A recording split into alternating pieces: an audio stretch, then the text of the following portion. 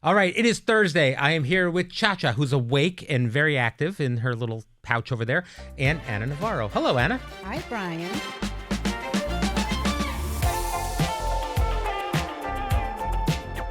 All right, now we usually start with politics, but I have to start with your epic weekend last week. You not only went to see Bad Bunny at Saturday Night Live, but then you ended up partying to the early morn with the entire cast. Take me through your evening. Well, okay. I'm not even sure I can take you through the evening because I'm not sure how much I remember. Yes. And I'm still recovering from that evening. I got to be honest. Anytime I see photos of you late out at night with powerful people, I start shaking a little bit. I get very nervous. Why? Because God knows what you're saying. God knows what you're doing. You have a couple drinks. You're like, I don't know. I get concerned. Well, okay. Well, the good news is there's no press there. But no, so listen, I really wanted last week, actually, my crazy week started earlier than that because last week Jimmy Kimmel was doing his show from that's Brooklyn. right, in Brooklyn, and you went. And to me, it was really important to support Jimmy Kimmel, yes. Support freedom of speech. Actually, he got 125,000 ticket requests for the 5 shows in Brooklyn. It was fantastic. And then on Saturday, Bad Bunny, who we all know has been in the news because he's getting attacked by MAGA and by ICE and by all these people, and they're saying they're sending ICE to the Super Bowl. He got chosen to be the Super Bowl halftime entertainment, and all hell has broken loose about it, despite the fact that he is one of the most streamed artists in the world and most successful artists in the world right now. All of this stuff is happening. So I really wanted to go see Bad Bunny. Sure. And I had never been to a Saturday Night Live taping, which all of you here in New York talk about it as if it's some sort of like rite of passage. It's a big deal to get tickets. So I thought at 53 it was time for me to lose my Saturday Night Live virginity. Had you watched the show before is the real question. Barely. I'm not awake. I'm not awake at that time. This is all wasted on you. This is not, but okay. But I watch it, I watch the clips on Sundays. Yes. Right? Some of the clips. And I mean, frankly, I wanted to go because it was Bad Bunny. Right. And he's under attack. Yes. And I love him. And, I wanted to see him do his thing. So I was blown away by what is Saturday Night Live. I mean, the work that goes into this on a weekly basis. I had the old time TV techniques that are used. Cue cards written out by hand. Sure. By Wally. I mean, He's there's famous,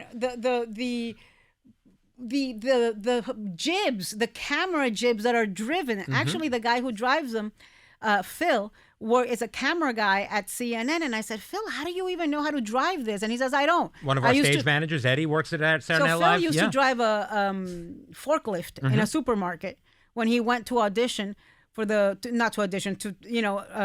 apply for the Saturday Night Live job. So it was spectacular.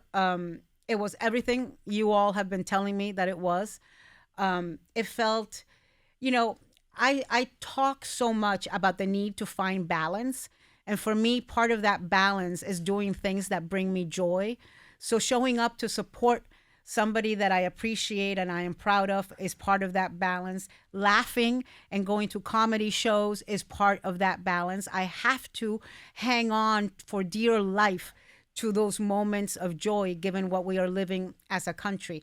I was incredibly proud of Bad Bunny, not just because of the way he hosted, but the content. Because Bad Bunny was there, there was many skits that revolved around Latino culture. Chat GPTO.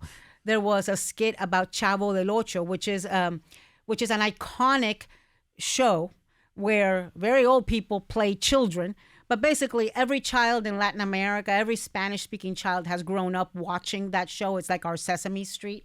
So so many people have come up to me and told me what a big deal it was to them to see that skit and how proud they are to see Bad Bunny in that platform.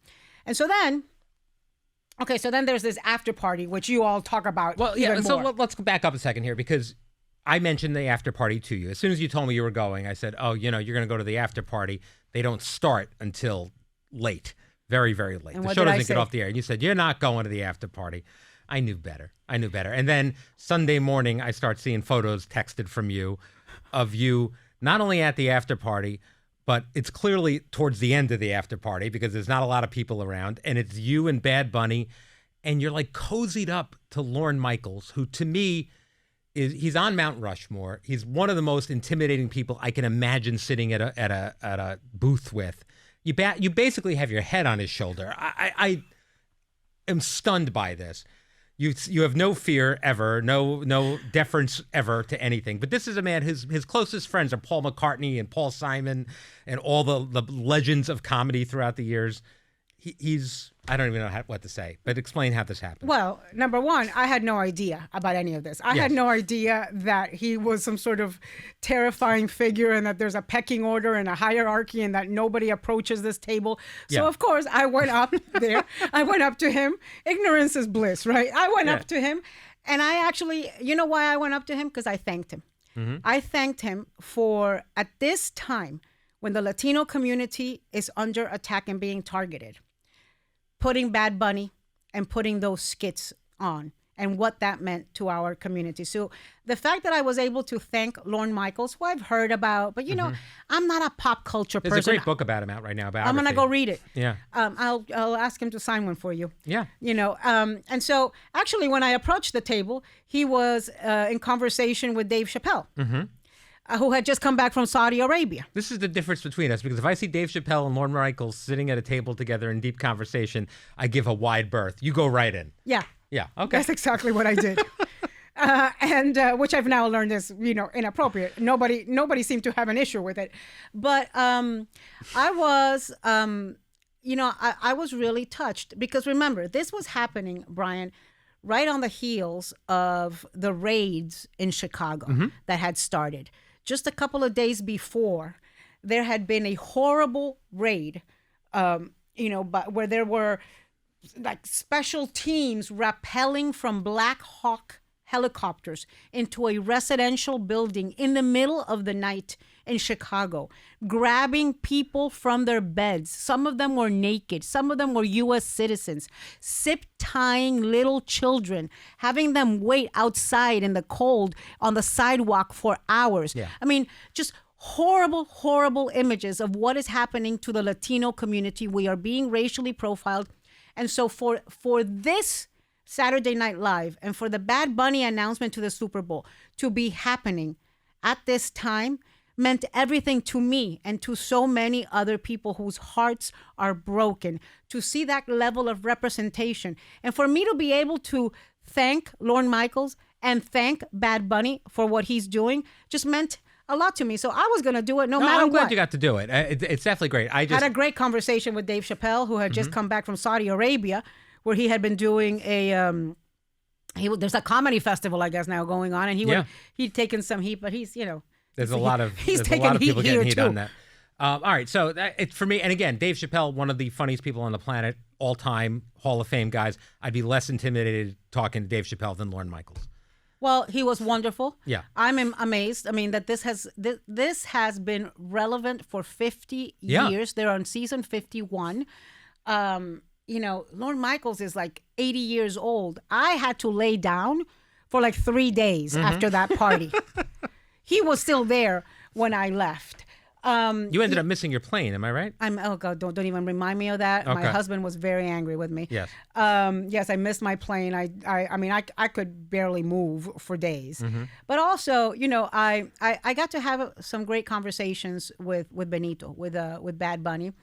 Of course, I texted you, and what was the first thing you said to me? Book him on the show. Of course, that's the first thing I said to you. Because it's all about you, Brian. It's all about me. No, it's all about the View and our viewers, and I want people to be able to see. So actually, I said to him, the last time you were on The View, when you were on The View, like, 3 or 4 years ago, I said, I couldn't understand you in English or Spanish, when you talked. Right. And I remember, it's funny because I remember like a few days after that, he hosted Saturday Night Live. Right. Back then, I'm talking, this must have been 3 years ago. I think it was 4 years ago. Okay.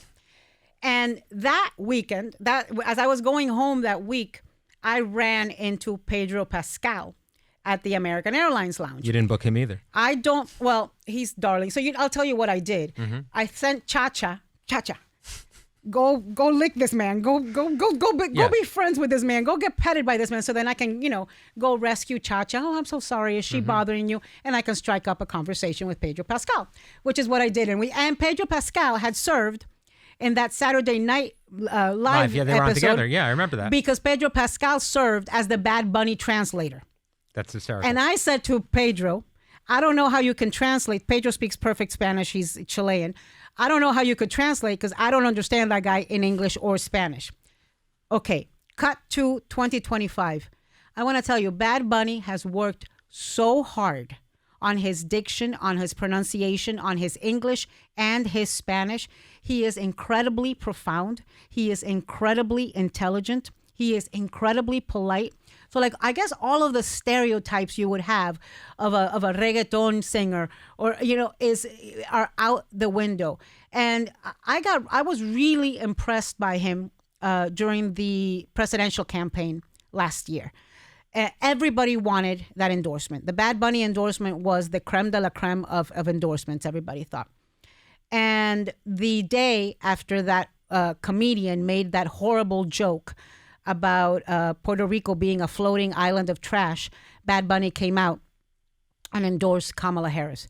But that had been in the works for weeks and weeks and weeks because Bad Bunny demanded that there be a Puerto Rico policy agenda. And he was asking for very important items that would help Puerto Rico and give opportunity and equality to his community, to his people. And, there's so many celebrities that they want to be invited to a state dinner, or they want to be named to the Kennedy Center boards, or they want this or that. It was nothing about him. It was everything about his people, about opening doors for his people and representing. I was so impressed by that. And we talked about that. In fact, I said to him, I said to him, look, I really wanted to go to your show. But I wasn't around in the summer, but I'm going to try to go watch you, see your show, your concert in one of the countries that you're going to be touring. He's going to be in Mexico and Spain and a bunch of countries that I like. And I asked him if he was taking the casita, so there's this casita that's part of the set. Mm-hmm. And then there's a mountain. So he says the mountains aren't going, but that the casita is going. So, and I said to him, why don't you come back on The View? I can't believe just, the English you're speaking. Why don't you come back on The View? And he said, well, you got to make a choice. Do you want me to go on The View, or do you want to come to Mexico to see me and you'll be in the casita? And I said, I'm going to the casita. The View? What is The View? No conozco The View. Anna, here's the thing. You'd get in the casita anyway. We know you would. You'd find your way. You get to the table with Lorne Michaels. You'd get in the casita. Get him on The View. Come on. Anyways, he is completely unbothered by all this stuff that's going around the Super Bowl. He is focused. Mm-hmm. He's a great entertainer. I think it's going to be a great halftime show. And I think he's going to represent, and he understands the way, we talked about what's going on in this country. Yeah, of course. And what's going on with our community. And I think he fully understands the weight that somebody with his platform has to show Latino excellence and Latino contributions and Latino, talent. So it means a lot. I mean, he's a huge superstar. I actually love his songs. I don't understand them either. So, I mean, I like have to print out the lyrics and figure out what he's saying. But, we can start working on songs, we can. You said something before I want to back up to. Por la mañana café, por la tarde ron. Can we go back for a second? You've trained Cha-Cha to approach attractive male celebrities on your behalf. Cha-Cha is your wingman? Yeah. That's amazing. Wing woman. Wing woman. I apologize. So wing slut. What I'd like to do. She's my wing bitch. Let's work together on this. I will put in a pitch in her collar for people to come on The View. So you just, you'll meet them, but then they'll reach down and pick up a note. And it'll say, hi, I'm Brian, the executive producer of The View. I'd love to have you join us on the show. I think that'd be great. We're not doing this for free, Cha-Cha. Or by reading this, you are committing to being on the show. I think that's what we should maybe do. You should just put a pitch around my neck. Yeah. Well. since when I show up with these people, it doesn't occur to me to ask them to be on The View. But no, Cha-Cha actually does this on her own. Like if I am at an airport lounge. Yes. And John Legend is sitting there. Mm-hmm. she will immediately run to John Legend and start, scratching his leg and being cute. And, all of a sudden, John Legend will start petting her and bring her back to me. And then we strike up a conversation. So, yes, Cha-Cha is basically my clickbait. John Legend, who's in my fantasy football league, which is very Are you exciting. beating him? We're both doing well right now. Are you okay? Yeah, every week someone goes home. So right now, John Legend and I are still alive. Don't even mention football to me because I asked you. So Sunday, when I couldn't get up from bed, I asked you, what did I ask you? If the Dolphins were playing and at what time? You asked me what time the Dolphins were playing, and I didn't answer you right away. And you wrote in all caps, what time are the damn Dolphins playing? At which time I responded to you, I am not your Google. But you know what happens? What?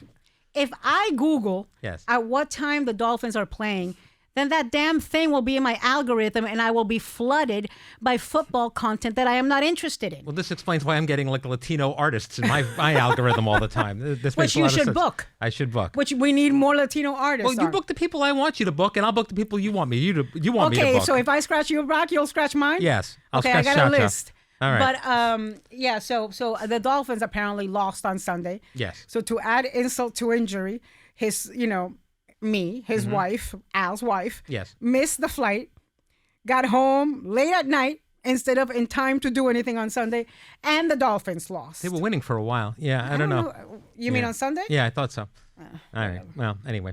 All right. Good news here. Your item at Joy's tag sale currently has the highest bid. It's over $5,000, which is fantastic for the retreat for charity. It's a framed replica print of the iconic "That Little Girl Was Me" poster, signed by former Vice President Kamala Harris. How did this come about? Okay, so I love that picture. I do because so she's walking in the shadow of Ruby Bridges. Yes. And I just think it's historical. And look, she didn't win, but she was the first. Yeah. And I just think, to me, it's very meaningful. So when she was here, not this time that she was here for the book, but when she was here that she was running, must have been last October or something? Yeah, Yes, yeah. the day that shall live in infamy. When she was here last October, I asked her, I had several of those posters, and I brought them down to the green room, and I said, Kamala, can you sign these for me? And then I gave one to Whoopi.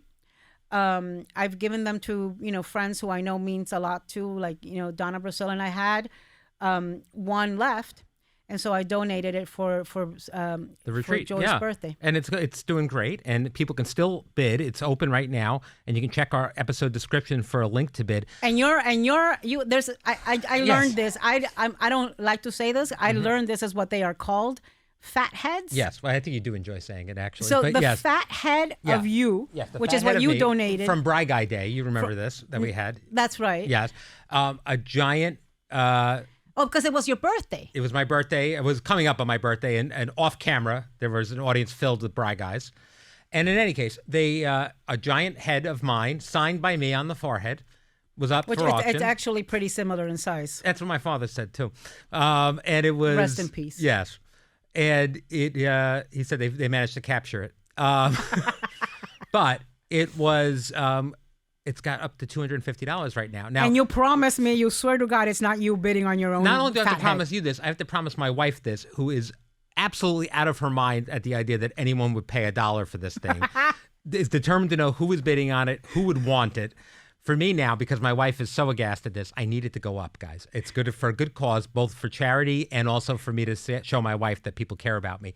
So please bid. I would appreciate it. And whoever does win this thing, maybe you come on the podcast and tell us why. You tell us, we talk about it on the you're phone. Upping the, Yeah. You're upping the ante We're upping now. the ante a little bit. All Yeah, right, we got all to. right. So we can discuss it. So I think, in any case, yes, my giant head. So Kamala Harris, $4,000. Brian Tedder's head, $250. I think that's fair, but let's get them both up. I think that's good. Sound good? Actually, it's 5,750. 5,750. Not that anyone. Are you bidding on it? Oh, she didn't say no. All right, before we go, I heard you are hosting a burger bash. I am. This is a big deal at the New York Wine and Food Festival next Friday, October 17th. This is a big event every year. Tell me about it. It's the New York Wine and Food Festival. It's organized and founded by my best friend. And he asked me to be one of the celebrity judges.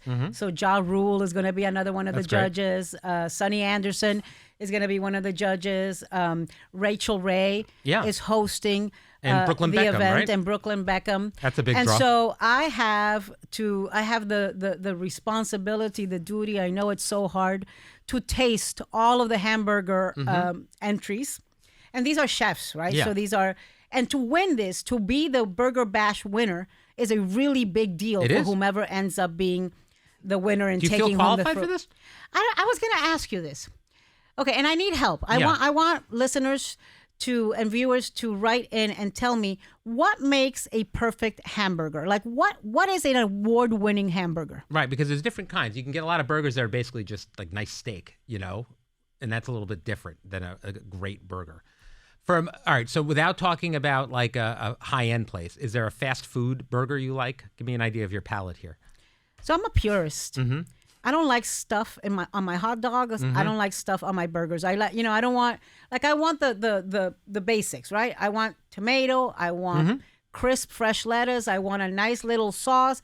I want a nice patty, not too thick. I like the smash burgers more. Yeah. I want, and I want great bread. I don't want caramelized onions. I don't want mushrooms. I don't want fancy cheeses. I'm with you on the mushrooms. I mean, one time somebody gave me a hamburger with caviar, and I was like horrified. Right. There's some things that are not meant to have caviar on top of them.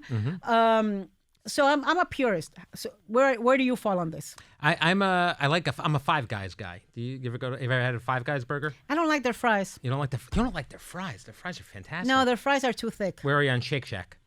I like Shake Shack. I like the bread. The bread is very soft, so I like that the bread is soft and kind of there's a sweetness to that bread. And there's a backlash against. Where are you on Shake Shack? I like Shake Shack. I like Five Guys more. I love In-N-Out, which there's a backlash. I've never now. been there. It's only West Coast, right? And everyone loved it for years, and now people are saying it's overrated. I disagree. I think it's fantastic. I've never set foot in one. See it all over. Okay, so what makes a perfect burger? Damn it! I like simple. As Jimmy Buffett said, I like mine with lettuce and tomato, Heinz 57 and French fried potatoes. But I think who said that? Jimmy Buffett. You never heard that song, Cheeseburger in Paradise? No, it's not your. It's not your. He's a por Miami la guy. mañana café, por la tarde ron. I'm gonna mull on this on what makes the perfect burger. I know it when I see it. Okay, but I want people to write in because I need help. So it is October 17th at the Friday. Seaport here in New York. People can go to our website or they can go to the New York Wine and Food Festival website. If they buy a ticket to this, do they get to see you? Do they get to shake your hand? If they come and tell me, I want somebody to come up to me and tell me they are a Bry guy. It can happen. Because as I have told you, I have never met one in the wild. No, but they're all over the place. All right, I got to say this today. Our guest today, Hassan Minhaj, came out. I went backstage, as I often do, to greet the guests, say hello. And he said, I love the podcast. You're great on it. Behind the table. He knew it. It happened. Somebody. There were witnesses. Other producers saw it. Somebody gave him talking points of how to get on your good side. Maybe. Well, who cares about getting on my good side? Why don't you tell him to bid on the damn head? I should have. I mean, you really want to be my friend? Go bid on the head. I mean, I would have, if my new best friend Lorne Michaels asked me to bid on his head, I would bid on his head. Dr. Evil from Austin Powers is based on Lorne Michaels? No, he's not. He is. It's an impression that Dana Carvey used to do and Mike Myers took and created. You know what was really interesting for me? The pinky and the whole thing. Do you not notice that? It's all Lorne Michaels. No, I did not know this. But, I had never been in an audience, a TV audience, right? And you were in 2 last week. Yeah. I've participated, we have a live audience here. So it's a very different experience to watch it from an audience than it is to watch it from a table, right? I've been on late night shows as a guest. I've been, obviously here at this table, and Celebrity Jeopardy, where there's all of a huge audience. But this was really uber cool to watch all of the going-ons of Saturday Night Live and Kimmel. To me, the most impressive thing is how they are able to put so many skits and how low tech it is, right? I mean, these sets are they're like from middle school musicals. They're like the ones that, all. Yeah, they build them out of cardboard and they're gluing them together and ungluing them. And best job on Saturday Night Live. So each of these actors, comedians, hosts has like a handler, right? Like a person, like Bad Bunny's handler was like this, this like older lady, this older blonde lady. And any time that a skit would finish, she would grab him by the hand and run off with him, I guess, to where his next wardrobe change was, and then pop up. I'm thinking, oh my God, to have the job of grabbing Bad Bunny by the hand and running in with him to God knows what cavern under the Saturday Night Live. I want that job in my next life. On that note, thank you for joining us today, Anna. We have an all-new View tomorrow with Rose Byrne. Do you know what that means? Kenzie Richardson. No, I don't. In the morning, we drink coffee. Oh, okay. In the afternoon, we drink rum. The people are outside already. Get out on your balcón. Balcón means balcony. All right, this sounds Jimmy Buffett-ish. No. We are going to be training viewers and listeners of the podcast to prepare for Bad Bunny. I want to host a party. Oh, I like I'm going to tell Lee. We're going to host a party. Maybe we do to raise money for some charity. All right, we can auction off some of my heads. All right, we'll see you next week. Thank you, everybody. I get as many. If this actually sells, I'll get more. Great. Thank you, everybody. Behind the Table is executive produced by Brian Tetta. Supervising producers are Nathan Getty and Summer Shake. Associate producers are Emily Darcy and Katerina Alexopoulos, and our editor is Brian Davis. Our digital coordinator is Molly Kaiser, and director of publicity is Laurie Hogan. From ABC Audio, Trevor Hastings serves as senior producer, with director of podcast programming Josh Cohan and executive producer Laura Mayer.